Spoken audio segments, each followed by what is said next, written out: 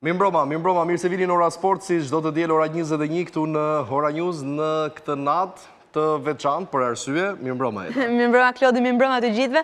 Në fakt është takimi i fundit së bashku për të rikthyer në sezonin e ardhshëm. Siç duket e studio, është boshatisur dhe jam vetëm unë me Klodin. Kemi një natë goxha ndryshe që do të vijojmë me prezantimin tonë. Në fakt studio duket bosh për sa i përket protagonistëve, ata të cilët kanë qenë kryesorët në këtë sezon, që shpresojmë t'ju kemi dhënë informacionet e duhura sa i përket futbollit më së shumti, pasi është më masivi patjetër dhe pashmangshmërisht dominon në bisedat e çdo studioje televizive, por e themi me një bindje për ta vazhduar edhe akoma më tepër dhënien zë të sporteve të tjera, që kjo studio ka qenë edhe për protagonistët e jo vetëm futbollit, por edhe sporteve të tjera. Ashtu si kundër kemi vendosur që edhe në një pjesë të konsiderueshme të këtij takimi të fundit t'ja kushtojmë një tjetër sporti, por ta zbulojmë më vonë se për çfarë bëhet fjalë. Intervistën e parë kemi marrë me një ish futbollist kombëtarës shqiptare të futbollit, por po ashtu dhe të disa klubeve në Shqipëri dhe jo vetëm, që së fundmi po bën mirë edhe në fushën e trajnerit. Zbulojeni dhe kthehemi pas pak. Jemi zhvendosur me një tjetër protagonist, do të flasim për futbollin patjetër edhe në këtë pjesë të programit Ora Sport, ku her pas here ne zhvendosim edhe jashtë studios për të sjell pse jo diçka ndryshe. Futbollin këtë herë do ta ndërthurim në dy element, në atë të luajtur dhe patjetër në atë të pankinës së trajnerit. Do të flasim me Ditmar Bicajn, një futbollist shumë i njohur për gjithë ju në skuadrat shqiptare dhe jo vetëm, por edhe me ekipin kombëtar ku ka luajtur, por së fundi prej një sezoni tashmë ka nisur një eksperiencë të re, por duhet thënë mjaft të suksesshme si trajner futbolli. Kështu që fjalën më tepër do t'ja lë Ditmarit. Ditmar, përshëndetje. Përshëndetje Klodi dhe shumë faleminderit. Edhe ty faleminderit, do të më lejosh që të drejtohem me emër, sepse duke qenë se jemi pak edhe më të çliruar jashtë studios, besoj do ta kem të lloj konfidencë. Të më thënë, ky ambienti është jashtëzakonisht shumë shplollës, edhe po më duket sikur jam në një fushë futbolli nga era barit. Okej, interesante. Nuk e kishim menduar këtë dhe para intervistës. Ditmar, faleminderit për prezencën tënde sot këtu, po unë mendova që të jetë diçka ndryshe. Ne shpesh kemi të ftuar në të gjitha studiot kryesore televizive për të bërë ato analizat e ekipeve, patjetër edhe të skuadrës tënde të sezonit që kaluam. Megjithatë, në vijat përgjithshme, kush është Ditmari për ata që nuk e njohin, po le të themi në detaje, qoftë edhe jashtë fushës dhe brenda saj dhe tani në pjesën e trajnerit, për të futur pastaj në detaje përmes pyetjeve të mia. Atëherë, Ditmari është, domethënë, një ish futbollist i rritur që i vogël me dashurinë për futbollin, pasioni më i madh ka qenë futbolli. Kjo e injektuar edhe nga babai im, i cili ka qenë edhe ai futbollist. Profesor Vasili. Ish trajner. Jam rritur me dashurinë për futbollin, por mbi gjitha jam rritur nga dy prindër, gjithmonë që me të edukatën me kanë dhënë gjithmonë që si brenda fushës, ashtu edhe jashtë, të jesh mbi të gjitha të jesh një njerëz dhe të jesh një njerëz i edukuar. Kështu që unë do të kem shumë vështirë të ndjek gjurmët e babait tim si njerëz dhe si formim intelektual që ka. Megjithatë, kjo nuk është për fajin tim, është për fajin e babait tim, po ashtu edhe të nënës time, që domethënë unë kam vështirë të ndjek rrugën e tyre në këtë gjë. Por Ditmari është një ish futbollist në shumë ekipe, jam munduar gjithmonë që të bëj më të mirën në ekipet ku kam luajtur, por mbi të gjitha që të lë një emër të mirë në çdo ekip. Se sa kam arritur, këtë nuk mund ta jap unë vlerësimin, e japin tjerët, por që në bazë asaj që shoh edhe nga njerëzit, mendoj që kam lënë një emër të mirë në çdo ekip ku kam milituar. Përmendë familjen dhe unë jam shumë besimplot që në një fazë të jetës tënde ti i arritur me emrin pra djali i Vasilit dhe unë tani jam shumë i bindur, si edhe shumica për atyre që na ndjekin. Kjo fazë ka kaluar dhe krenaria e prindërve të tu tashmë, sidomos dhe babait me që është më publik, ka kaluar dhe me bindje them që ai mburret sot që thonë është babai Ditmari. Dhe më besoj që kjo është shumë emocionuese dhe të ngjall një lloj satisfaksioni të këndshëm. Ka qenë vështirë sepse gjithmonë i paragjykuar. Ndryshe nga artistat, sportistat janë shumë paragjykues dhe kur vjen fjala tek fëmijët e një ish futbollisti, gjithmonë janë të paragjykuar për keq. Kështu që unë kam qenë pak i sulmuar nga kjo gjë, gjithmonë jam pa me këtë emrin Dema se djali Vasilit. Edhe ta që ndoshta ka qenë pak i nuk shikosh asnjëherë në bazë performancës që jep në fushë, kështu që më është dashur që i vogël të emigroj jashtë shtetit. që 19 vjeç që të provoja fatet e mia dhe nëse unë jam rikthyer në Shqipëri me një emër tjetër, kjo ka ardhur fal aftësive të mia, jo si djali i Vasilit, ku më kanë pas tu, nuk më kam vlerësuar, ku kam shkuar, kam tregu veten time në Superligën bullgare, pastaj kur kam kthyer në Shqipëri jam kthyer me një emër tjetër. Kështu që dashje pa dashje, gjithmonë paragjikohesh në Shqipëri, si edhe sot në ditët e sotme. Kështu që unë ndryshe nga ish-trajnerët e mi që më shikonin jo vetëm mua, po shikonin edhe fëmijët e ish-trajnerëve, ish futbollistëve të tjerë. Me këtë syn, unë sot duhet që të ndihmoj fëmijët e ish futbollistëve, sepse jo ato që unë kam heq për keq t'ja transmetoj brezit të ri, por duhet që t'jem gjithmonë Shumë mesazh i mirë. Duhet që t'jem gjithmonë për krahët të fëmijët e ish futbollistëve deri brenda fushës. Pastaj fusha jep gjithmonë verdiktin se kush është më i miri dhe kush nuk është më i miri. Mar, ishte edhe pëlqimi i jot bashkë me atë të babait, le të themi, që ti të ndiqje rrugën e futbollistit, pra ishte ai brumi fillestar apo tu desh për të punuar shumë dhe ndërthure kjo me dëshirën tënde për ta vazhduar sportin? Futbolli është edhe talent, është edhe dhuratë nga Zoti. Unë nuk është se kam pas talent jashtëzakonshëm, por dashuria për futbollin më ka lindë nga një matë, ku më merrte qetë vogël në qytetin e Lezhës, merrte më hillte topin, mësonte si të pasoja, më ka mësuar parimet, më ka mësuar edukatën, më ka mësuar shumë gjëra nga futbolli. Dhe pastaj me ekipet e moshave deri në moshën 11 vjeçare ku kam ardhur në Tiranë dhe formimin kryesor unë kam marrë nga Akademia Dinamos. Me trajner Aleko Bregun. Në çfarë moshe? Në moshën 11 vjeçare. 11 vjeçare. 11 vjeç kam marrë, deri në moshën 19 vjeçare kam qenë pjesë e Dinamos dhe aty jam formuar si futbollist, ku kam marrë shumë gjëra të mira. Akademia Dinamos do thoja ka qenë akademi jashtëzakonisht shumë cilësore dhe kur shikoj si është punu në kohën atëherë dhe si punon sot me akademitë, ka shumë diferencë. Ka shumë diferencë. Brezi im, ne kemi qenë me shumë fat se kemi pas trajnerë shumë të mirë dhe kemi mësuar atë anë e kemi mësuar që në fillim, jo si sot që me gjithë respektin që kam, po shikoj në shumë grup mosha që nuk kapet nga aja, po e fillojnë direkt nga eja ose nga f-ja. Kështu që fëmijëve duhet t'i mësojmë anë herë dhe aja është gjithmonë t'jemi sa më social, të përshëndesim shokun, edukatën sportive dhe pastaj ato gjërat në fushë. E qartë. E mban mend ndeshjen e parë si profesionist kur ndeshja e parë ke ndjerë edhe emocionin, le të themi të... Ndeshja ime e parë si profesionist ka qenë në një takim kampionati, ku i madh ka qenë trajneri i Dinamos dhe ka qenë takimi i fundit, kam qenë 17 vjeç, kam debutuar kundër Teutës, pra me Dinamo, me fanelën Dinamos në vitin 2006.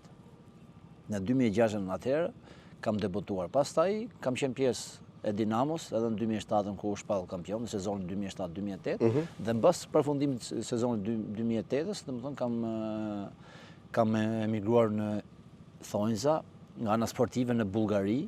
Pra ekipi i parë ishte Dinamo në Shqipëri. Dinamo, po, kam shkuar në Bullgari me sugjerimin e Rudi Vatës tek Bellasica Petrić, ekipi i Superligës bullgare, ku kam kaluar një provë një mujore dhe pastaj kam firmosur dhe jam bërë pjesë e Bellasica Petrić. Kështu që gjej rast më përshëndes edhe Rudi Vatën, i cili ka qenë një person që më ka dhënë dorën për vazhdimin e një karriere.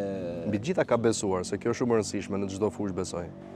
Rudi ka qenë një person që ka besuar gjithmonë te unë, edhe unë pranë e theksoj Rudin, edhe kam theksuar gjithmonë që Rudi ka qenë ai njeriu që sepse momenti më i vështirë për futbollistat e rinj është kur shkëputesh nga 19 vjeçarët, nga 30. Sepse aty shikohet se çfarë lloj drejtimi do marrësh. Kështu që unë kam qenë pjesë e ekipit parë Dinamos, por fatkeqësisht ato kohë të rinjt nuk preferoheshin. Pra ishte gjithmonë ajo mania që është shumë i ri, kështu që ne kemi qenë brezëtar shumë mirë ka Dinamo, por që nuk preferoheshim se ishim shumë të rinj në moshë. Kështu që duheshit lëvizje dhe kur lëvizja pastaj telefonit jo vetëm Dinamo, por edhe të tjerë. Patjetër. Hajde ktheu, por çfarë ndodhi? Si shkoi në Bullgari? Prej sa kohë zgjati eksperjenca? Kam milituar për 2 sezone në Bullgari, kam pas aktivizim të rregullt. Në ato kohë po flasim për sezonet 2008 deri në 2010, kanë qenë Bullgaria atëherë ishte shumë e vështirë të shkoje, nuk ka pas edhe lishmëria siç kemi sot në lëvizje, do shkohet me vizat. Ka qenë më vështirë. Ka qenë shumë e vështirë, por në planin personal kam qenë shumë i lumtur sepse ndryshe nga kampionati shqiptar, kampionati bullgar ishte një shkallë vështirësie shumë herë më të lartë, nga ana profesionale po ashtu, nga ana ekonomike po ashtu, kështu që kampionati bullgar ka qenë një trampolinë jashtëzakonisht shumë e madhe për mua. Gjithmonë në rolin e mbrojtësit Dietmar, nga fillimi i karrierës deri kur u shkëpute? Deri tek para të rinjt, rrugë 17 kam qenë mesfushor, pastaj me sugjerimin e babait, duke parë shtatlarësinë time, kalova në rolin e mbrojtësit, kështu që besoj se ka qenë lëvizje e zgjuar. Ka qenë lëvizje e zgjuar. Çfarë ndodhi pastaj? U riktheve në Shqipëri apo patë një eksperiencë tjetër jashtë Shqipërisë pas Bullgarisë?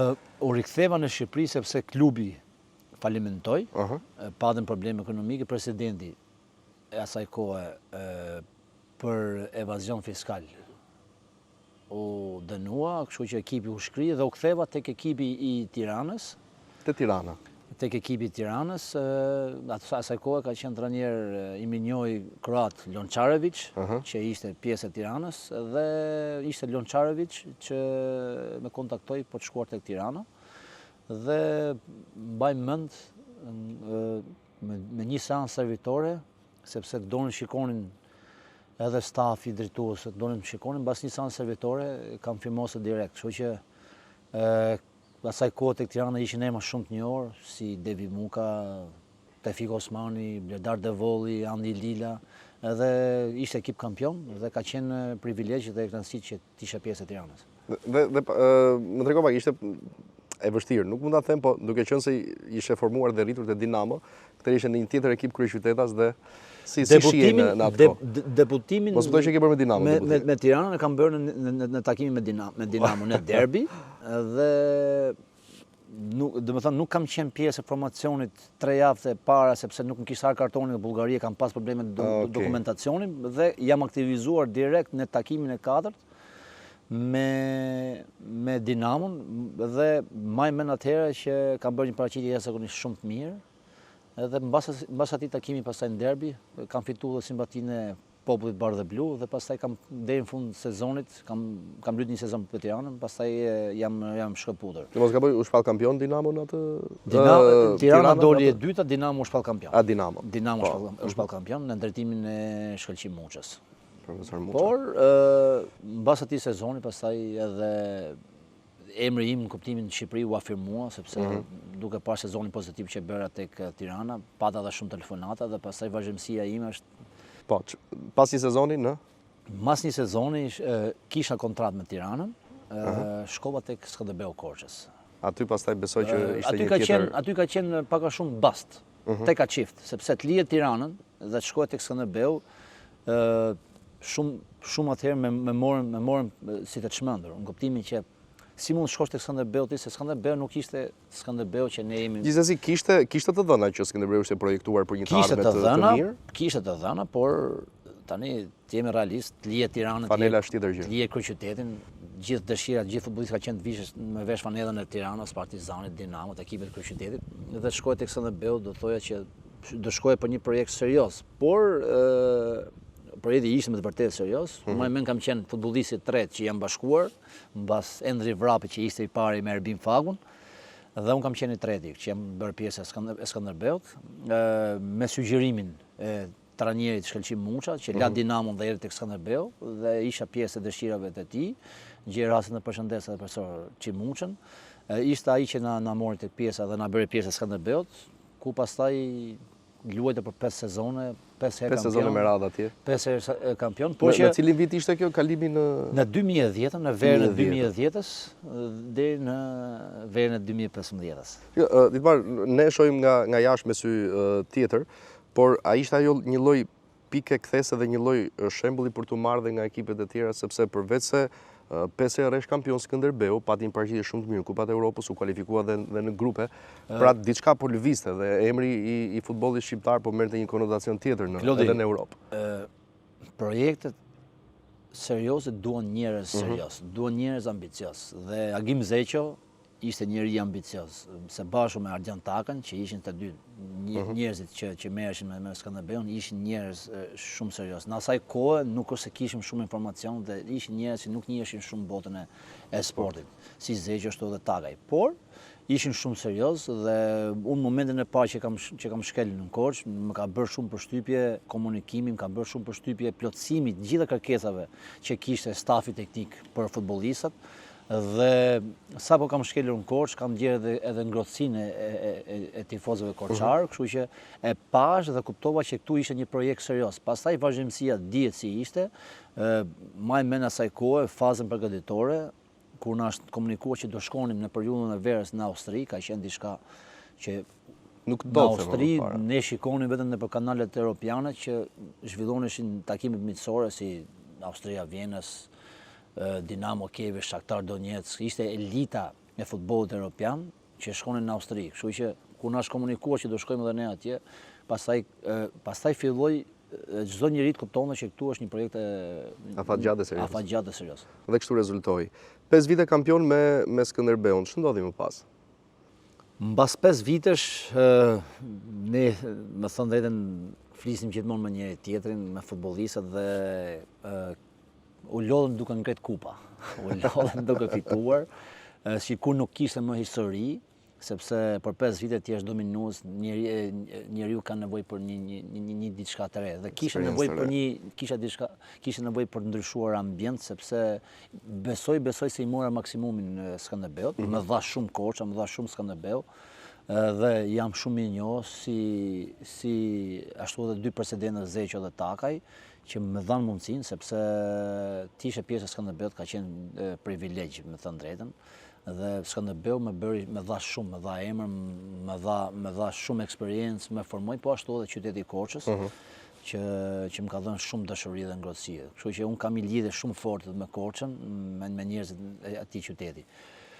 Shkova më erdhi një ofertë nga Republika Islamike e Iranit, që shumë njerëz nuk është se kanë shumë informacion për Iranin, por më erdhi një ofertë goxha shumë e mirë dhe kisha nevojë të provoja një eksperiencë jashtë shtetit dhe nuk u mendova dy herë dhe shkova në Iran. Shkove në Iran. Domethënë, okay, kur bën këtë lloj analize që ishte vështirë për të shkuar nga Tirana në Korçë për të gjitha arsyet, qoftë për peshën e fanelet, qoftë për distancën, le të themi kështu, për të larguar. Po si ishte ky vendimi për të shkuar në Iran? Të jem realist, përveç dëshirës që kisha për të lëvizur jashtë shtetit dhe kontrata që më është ofruar nga ana financiare ka qenë një kontratë jashtëzakonisht shumë e mirë. Kështu që kur kam parë dhe kontratën, kur kam parë dhe klubin ku do shkoja, Traktor Sazi, që edhe sot e kësaj dite po të shohësh në rrjetet sociale është ekipi që thyen çdo rekord në takimet brenda, një tifozëri që kapaciteti i stadiumit është 80.000 vendesh dhe kalon tek 100.000 spektatorë. Pra vazhdon e ruan atë traditë të mirë funksionimit. Vazhdon dhe ruan, kështu që të jemi sinqert nuk jam menduar shumë mirë. Kultura pastaj është po si ishte aty? Ishte përshtatja, pastaj do një sfidë vetë. Një muaj të jem i sinqert se më përkoj dhe me muajin e Ramazanit. Edhe ka qenë e vështirë, sepse para dite për shembull nuk është se shikoja fare njerëz në rrugë, nuk lejoheshet të marrë një shishe ujë me vete, nuk lejoheshet që të ish me pantallona shkurtra, kishe shumë. Pra që një lloj kodi edhe në rrugë. Kishe edhe një lloj kodi, kështu që nuk ishte shumë e vështirë, por që njeriu shqenja që përshtatet me çdo gjë. Dhe kur mendoj tani kam dëshirë të jem prapë atje, sepse më duket sikur i kam mësuar të gjitha, kështu që muaj i parë ka qenë shumë i vështirë, por pastaj kur familiarizohesh, ke edhe shokët, merr edhe shumë informacione se si funksionon ai qytet, ai shtet, mëson edhe për historinë, më ka shijuar shumë. Kishte shqiptar? Jo domosdoshmërisht në ekip, por po themi nëse ke rastisur në se gjithmonë jemi ato kërpulla që dalin pas shiut. Që më ka sugjeruar, ka qenë Xhavahir Sukaj, që ish futbollist. Xhavahiri ka qëndruar për 5 sezone në Iran dhe ishte jashtëzakonisht shumë futbollist i famshëm. Më ka sugjeruar, mbasi më kanë ndjekur drejtuesit e Traktor Sazis, pastaj më kanë ofruar një kontratë shumë të mirë dhe Sukaj ishte që ka qenë i pari shqiptar në Iran, pastaj i shon. Sa kohë qëndrove në Iran? Në Iran kanë qëndruar për një sezon e gjysmë. Një sezon e gjysmë. Një sezon e gjysmë. Do më thënë 18 muaj, goxha, për mua them goxha, sepse e thasha më para, kultura nuk është se është si në Europë, por që kur sportit ecën mirë, kur gjërat ecën mirë, sepse ti je fokusuar tek puna, nuk është se pastaj ka një problem. Po që diferenca është mes Europës dhe Iranit, është diferenca edhe në lirshmëri, në kodin e veshjes, në komunikime, në shumë gjëra. Pastaj, pas kësaj, çfarë ndodhi? Ku e gjendë Barin? Pastaj u riktheva në Shqipëri, tek Partizani. Në vitin? Në vitin 2016, jam rikthyer tek Partizani. Asaj koha ka qenë trajner Sulejman Starova. Unë i them Bobi. Me kërkesë të Bobit, kisha dëshirë të isha pjesë e Partizanit, sepse do ishte ekip konkurrues për kampion. Erdha tek Partizani dhe maj mend që kemi pas një ekip, si unë, si Suka, jemi kthyer të dy nga Irani, edhe kemi qenë pjesë e Partizanit. Maj mend kemi pas një ekip jashtëzakonisht shumë të mirë dhe kemi humbur kampionatin në takimin e fundit, mbasi mundem Skënderbeu në Korçë 0-1, kemi humbur kampionatin me Teutën në Tiranë. Jo për fajin ton, por Skënderbeu kishte një pikë më shumë dhe me fitoren që patin në Vlorë, u shpall kampion. Por që sezoni ka qenë jashtëzakonisht shumë fantastik. Kjo ishte eksperienca e fundit si futbollist apo? Jo. Te Partizani? Te Partizani po. Më është rinovuar kontrata, maj men asaj kohë erdhi trajner Sormani, dhe me kërkesë ti duhet të rinovosh edhe kontratën, por edhe me pëlqimin e presidentit Demi, por të jemi sinqert, më pati ardhur një ofertë tjetër nga Irani, dhe shkova dhe u riktheva në Iran. Te njëjti ekip? Jo, te ekipi rival i Traktor Sazi, Mashinë Sazi, ku ish trajneri im mori drejtimin e saj. Por mbas një periudhë 2 mujore që pata me Mashinë Sazi, por çështje të dokumentacioni, sepse kisha pata një problem në zgjedhjen e kontratës me Traktor Sazin dhe çështja shkoi deri në FIFA. Dhe nuk lejoheshe pa u mbyll çështja gjyqësore në FIFA, nuk lejoheshe të aktivizohesha në atje. Nuk më jepte konfirmimin federata dhe u ktheva përsëri në Shqipëri, po jo tek Partizani, u riktheva dhe shkova tek Vllaznia Shkodrës. Tek Vllaznia Shkodrës një sezon, ekip jashtëzakonisht shumë i mirë, ekip që në Shkodër mjafton thjesht me Vllaznin dhe i ke gjitha dyert e hapura, një qytet shumë kavaljer, një qytet që don jashtëzakonisht shumë futbollin. Unë do ta quaj Napoli i Shqipërisë. Pra nëse ka një qytet në Itali që është republikë vetë është Napoli, nëse ka një qytet që është republikë vetë në Shqipëri, unë them është Shkodra. Kështu që mënyra se si e përjetojnë ato futbollin është diçka tjetër. Ka edhe të mirët, ka edhe të qetë e saj, por në Shkodër kur fiton një mret. Pam edhe në finalen e madhe të Final Fourit. Pastaj pas Shkodrës aty ishte tërheqja jote nga futbolli apo? Jo, tërheqja ime ka ardhur në sezonin 2022-2023. Pastaj mbas Shkodrës kam shkuar tek Teuta e Durrësit. Një sezon që ka qenë shumë pozitiv. Kemi rikthyer Teutën në Kupën e Europës mbas 6 sezoneve që nuk kishte marrë pjesë. Kemi qenë një grup futbollistësh jashtëzakonisht shumë të mirë, si Osmani, si Erlis Frashëri, Isli Hidi, kanë qenë Fabio Beqja, kanë qenë futbollistë shumë të mirë, dhe kemi rikthyer Teutën në Kupën e Europës. Mbas Teutës kam pas direkt eksperiencë që kam shkuar tek Flamurtari i Vlorës, dhe e kam mbytur Flamurtari i Vlorës për 4 sezone, që edhe aty kam stopuar futbollin. Okej. Këtu një tjetër moment kthese pastaj, por para se të kalojmë te kjo, duke qenë se jemi edhe në minutat e fundit, për kombëtarë mund na flasë diçka, si se ke pas disa ndeshje me ekipin kombëtar. Unë kam qenë pjesë e rregullt të ekipeve kombëtare, nga U17, U19, U21 dhe me ekipin kombëtar A, ku kam luajtur 3 takime. Çfarë ndryshimi ka, domethënë në kuptimin edhe emocional të luajturit atje? Sepse okay, të bëhet rutinë e përditshme luajtur në klube, por kombëtare ka tjetër gjë pastaj. Kur kalon te ekipi A, ndryshimi është totalisht jashtëzakonisht shumë i madh. Ndjenja, përjetimi, publiku, ajo përgjegjësia që ti ke për atë fanell, sepse është fanell e ekipit kombëtar dhe mendon që të gjithë shikojnë, do të japësh maksimumin që në fund fare të marrësh edhe feedbackun nga tifozët, nga stafi, nga presidenti i federatës e të gjitha. Kështu që po ka një gjë krenare që mund të arrijë një futbollist është veshja e asaj fanelle të ekipit kombëtar. Kështu që unë kam përjetuar sot shikoj shumë djem të ri që ju janë hap dyert për ta vesh atë fanell, uroj shumë me mishë me shpirt që çdo njeri ta përfaqësojë denjësisht atë fanell, sepse është një ndjenjë kombëtare.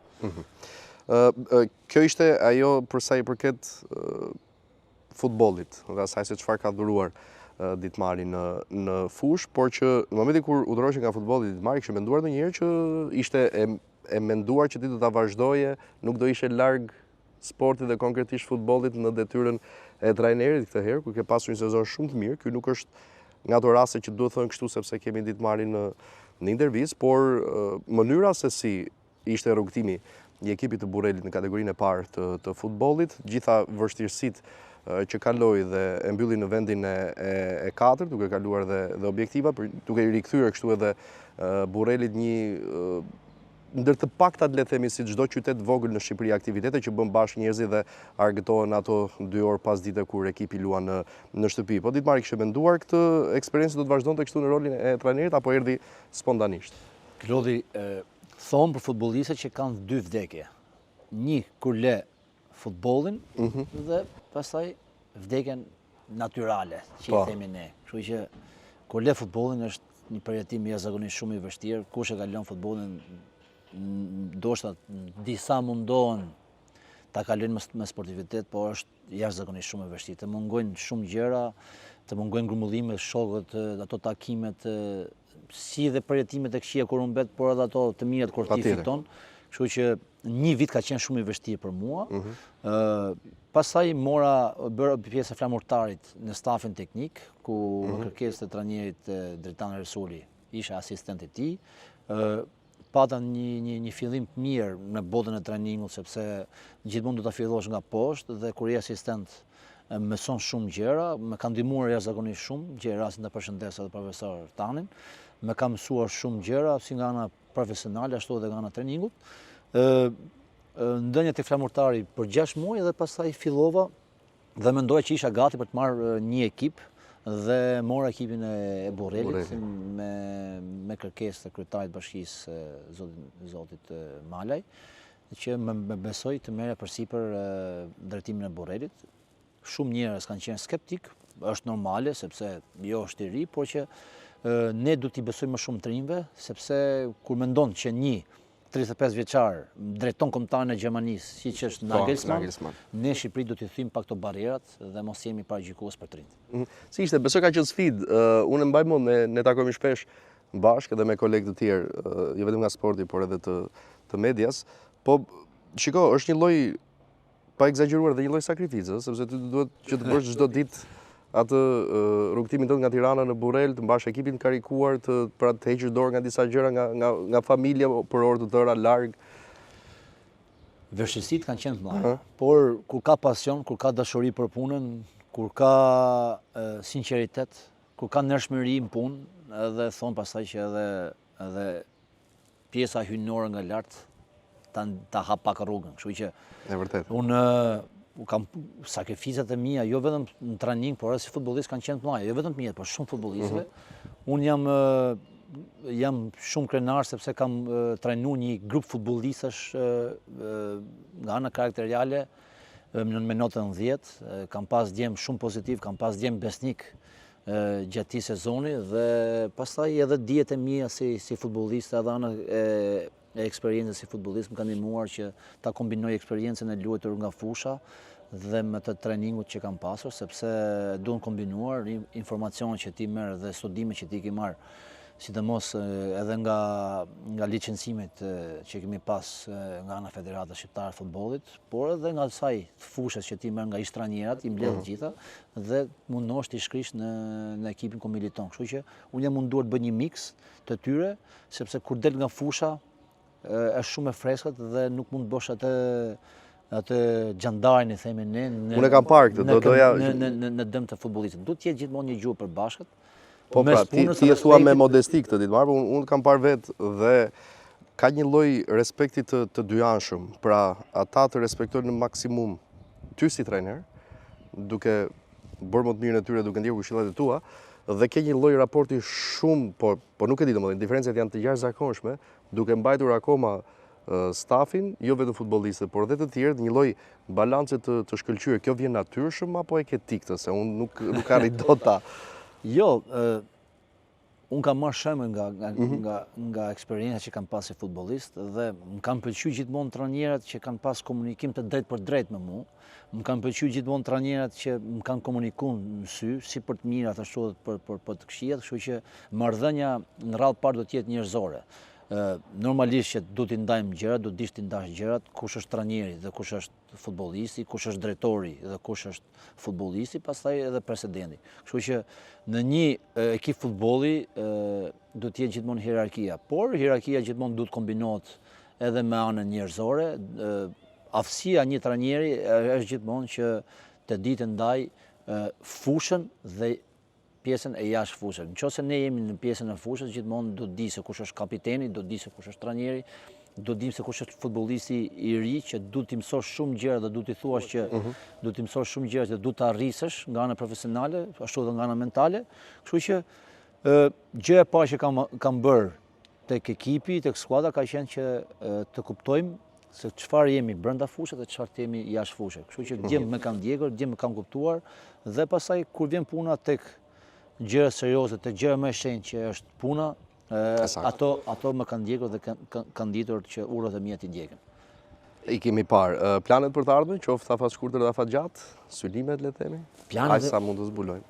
Jo, patjetër, planet e mia janë gjithmonë që unë shkoj më lart. Momentalisht kam mbyllur një sezon jashtëzakonisht shumë pozitiv tek skuadra e Borrelit. Kemi bërë një sezon fantastik, do thoja. Planet e mia janë të shkoj sa më lart. Synimi im është Superliga, ndoshta Superliga në Republikën e Kosovës ose në Shqipëri. Momentalisht kam dy oferta shumë të mira, një nga Kosova, po edhe një nga Shqipëria. Janë bisedime, por je dakord me audiencën që më mirë prano këtë të Shqipërisë, mos na lodh deri në Kosovë, ne të vim të shohim. Jo, sigurisht që po, por duhen parë shumë gjëra sepse duhet parë projekti. Pra, nëse një skuadër ka një projekt serioz, unë jam i gatshëm për t'u bashkuar dhe për dhe më të mirën time. Mu më pëlqen projekte serioze, më pëlqen njerëz serioz, po ka një ekip që duhet marrë shembull, është ekipi Skënderbeut, dhe ekipi tjetër që po vazhdon në gjumët e Skënderbeut është Egnatia. Ekip serioz, ekip me një strukturë klubi, dhe to ekipet që kanë ardhur në Superligë ose që janë pjesë e Superligës do ndjekin rrugën e Egnatias, nga të gjitha strukturat e klubit, në mënyrën si funksionon, në mënyrën se si ekipi duhet jetë. Barus, mbete që tjetër, të falenderoj shumë, që i dham edhe audiencës një tjetër këndvështrim, por ndoshta ata që nuk e kanë ditur kështu me detaja, aq sa arritëm që t'i themi, dhe unë me gjithë zemër të uroj sukses edhe se jo sa më lart. Shumë faleminderit Klodi, dhe ishte kënaqësi që ti isha në ambientet Ora Newsit sot. Faleminderit. Në këtë ambient shumë relaksues. Faleminderit Dietmar. Ky ishte Dietmar Bicaj, ish futbollist shumë i suksesshëm dhe trajner shumë i suksesshëm, jo vetëm sezonin që lan pas, por edhe në sezonet e ardhshme. Kthehemi pas një shkëputje.